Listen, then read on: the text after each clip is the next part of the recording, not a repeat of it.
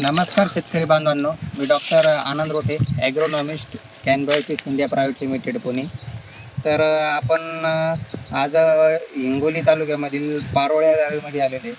तर नमस्कार दादा. नमस्कार. तुमचा अगोदर परिचय द्या. सुरेश सुधाकर कानखेडे, गाव पारोळा तालुका जिल्हा हिंगोली. तर या दादांनी आपल्या आता 35 दिवसाचा प्लॉट आहे आता हालीचा. तर या दादांनी आपलं बेसल डोसमध्ये शुभारंभ किट असेल CM33 बेसल डोसमध्ये वापरलेले आहे. तसेच मागील वर्षी ह्या दादांनी आपलं 2 एकरसाठी पूर्ण शेड्यूल वापरलं होतं कॅनबायोटिक्समध्ये.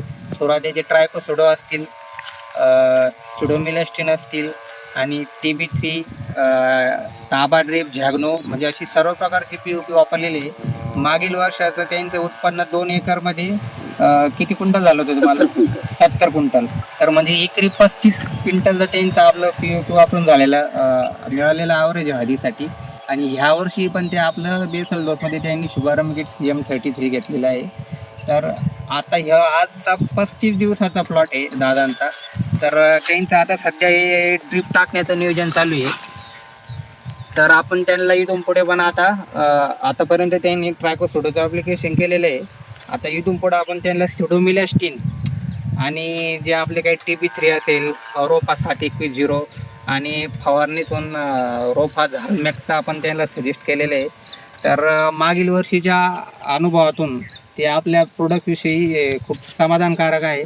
तर तुम्ही शेतकऱ्यांना काय सांगू शकता, कॅनबायोसिसचे प्रोडक्ट वापरले पाहिजे की नाही? अनुभव तर घ्याच पाहिजे, वापरायच पाहिजे शेतकऱ्याने. तुम्ही तर मागच्या वर्षी वापरलेले. हो, आपण तो वापरलाय.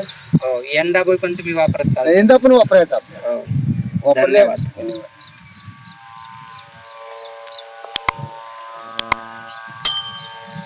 जिथे अनुभव घेत नाही साहेब वापरल्याशिवाय.